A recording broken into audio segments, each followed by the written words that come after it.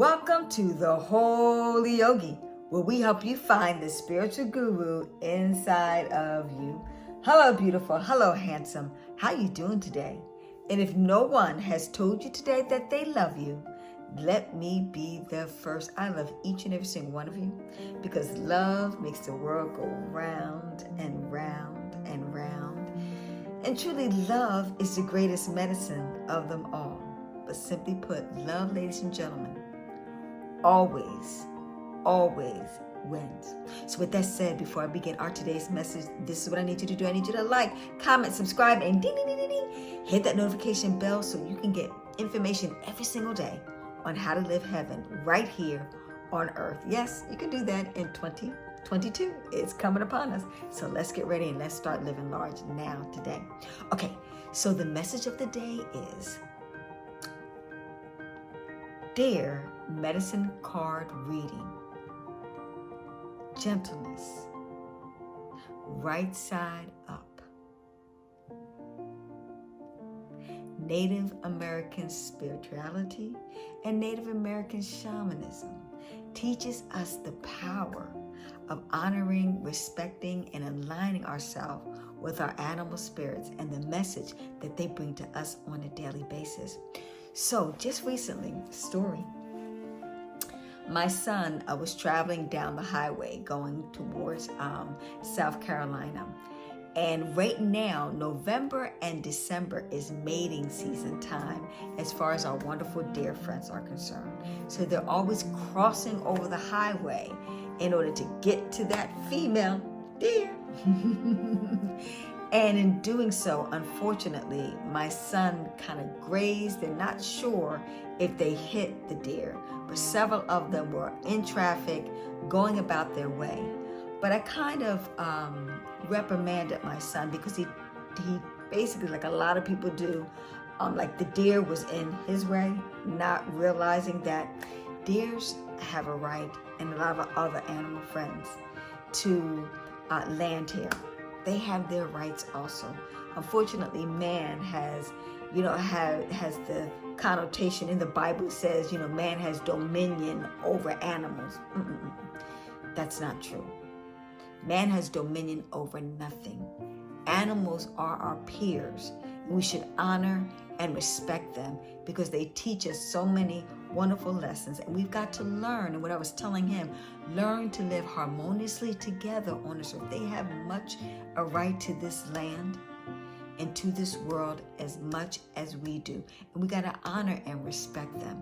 The area where I live at, it's a wonderful deer haven, but unfortunately of late, because of the housing real estate boom, a lot of the trees and land where my dear friends used to mate and used to live and thrive in, it's being basically taken away, and houses are being built and they have no place to stay. I wish that when these houses are being put up that they have a designated area where these deer can flourish and live and thrive also. I think we really got to get into that.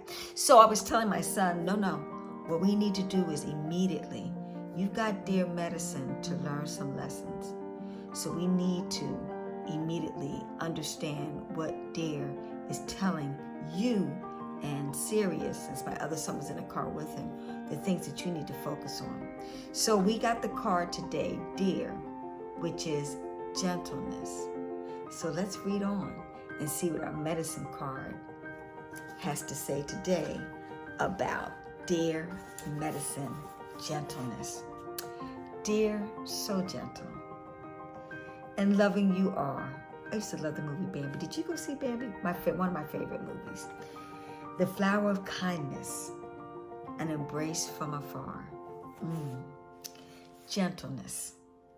One day Fawn heard Great Spirit calling to her from the top of Sacred Mountain. Fawn immediately started up the trail. She didn't know that a horrible demon guarded the way to Great Spirit's lodge. The demon was trying to keep all the beings of creation from connecting with Great Spirit. He wanted all the Great Spirit's creatures to feel the Great Spirit didn't want to be disturbed. This would make the demon feel powerful and capable of causing them to fear him.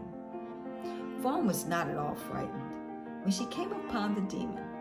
This was curious, as the demon was the archetype of all the ugly monsters that had ever been seen.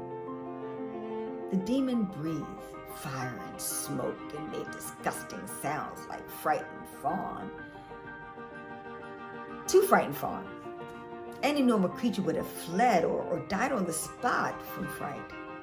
Fawn, however, said gently to the demon, "Please let me pass. I'm on the way to see Great Spirit." Ooh, I'm getting goosebumps because I'm getting the message. Fawn's eyes was filled with love and compassion for this oversized bully of a demon. The demon was astounded by Fawn's lack of fear. No matter how he tried, he could not frighten Fawn because her love had penetrated his hardened, ugly heart. Much to the demon's dismay, his rock-hard heart began to melt and his body shrank to the size of a walnut. Fawn's persistent love and gentleness had caused the meltdown of the demon.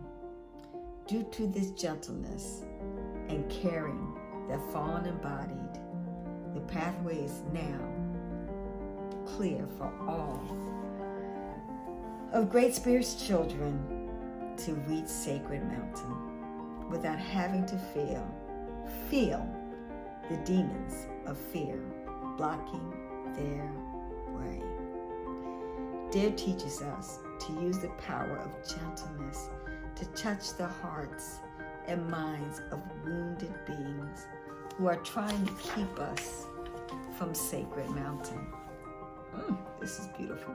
Like the damping of Fawn's coat, both the light and the dark may be loved to create gentleness and safety for those who are seeking peace.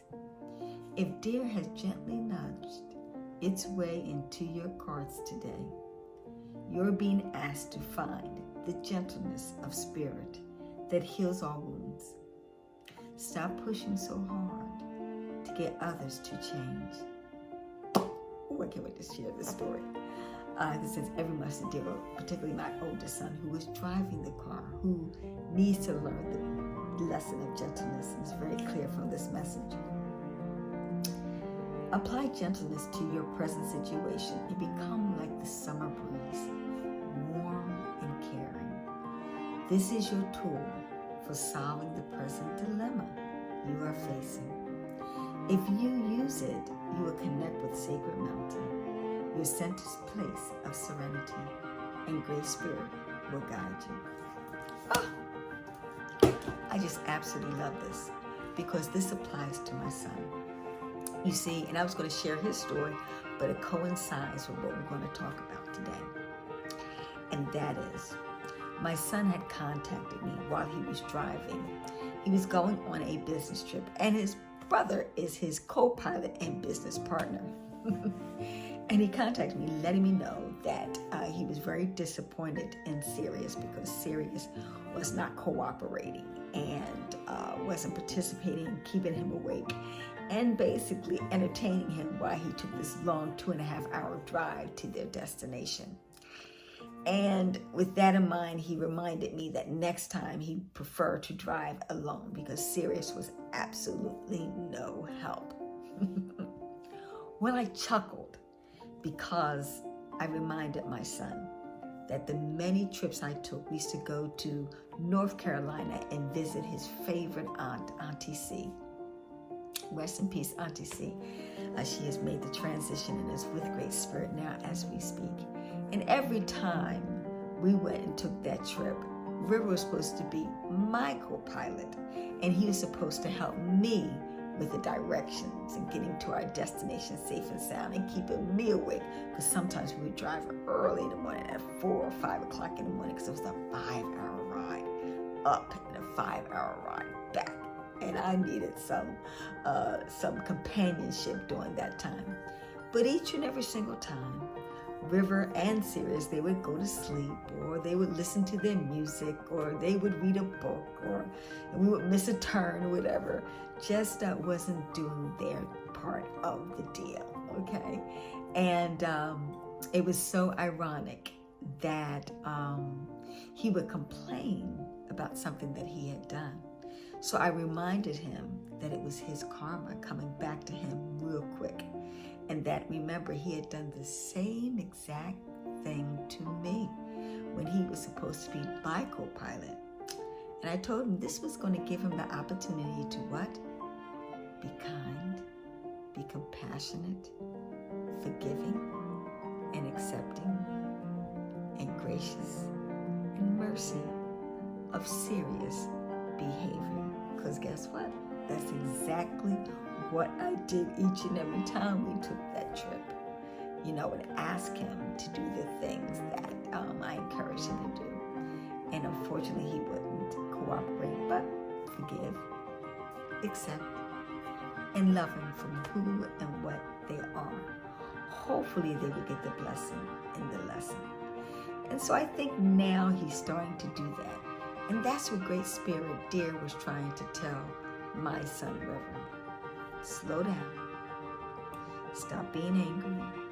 Stop being, because when you're angry, you see, when you get, you cause that incident to happen. You cause the incident to hit the deer because you're marinating in negativity. You're marinating in frustration. You're marinating into anger and hate. And when you do that, you will cause an accident. And Great Spirit was reminding him that it was time for him to be gentle, that caring and compassionate of all the other life forces here, and realize that he has dominion and he can't bully or push his way or force somebody to be something that they are not capable of being at this time. You're always welcome to make a request. But like the old saying goes, you can take a horse to water, but you can't make him drink. The best thing that you can do, even when people are not acting the way that you would like them to act, treat people the way you want to be treated. And in turn, they will grow into learning how to treat you that way. Now, it's not going to happen overnight. You know, you have to do it over. You got to put that vibrational frequency out over and over and over and over and over again until one day it happens.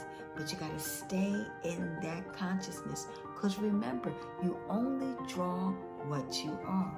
So if you want someone to be gentle, you want somebody to be considerate, you want someone to be compassionate, you have to be that way all the time, not some of the time, not just to manipulate and control people for what you want out of it. You just got to be that way because that's naturally within inside of you. And in doing so, you get to Sacred Mountain. You get to the area of Great Spirit. And you melt the heart of the person that is the bully, that is being mean and evil and vindictive, because you've gotten rid of the mean, angry, vindictive person or spirit inside of you. So now let's transform the vibrational frequency. If someone gives you hate, you transform it and give them what? Love, compassion, mercy, and grace. And in turn, keep in mind, who's the first one to receive the love, mercy, compassion, gentleness, and grace? It is you. Because you're giving it out. So you're the first one to give it. You're going to be the first one to receive it. And even if that person doesn't change, what is more important? You've changed. And that's all that's important. But like the old saying goes, be the change that you want to see in the world. So, Atapu, peace, namaste, have a fantastic day, and ding, ding, ding, like, comment, and subscribe, and let us know how Dear Spirit is working in your life today. I'd love to hear from you. Bye-bye for now.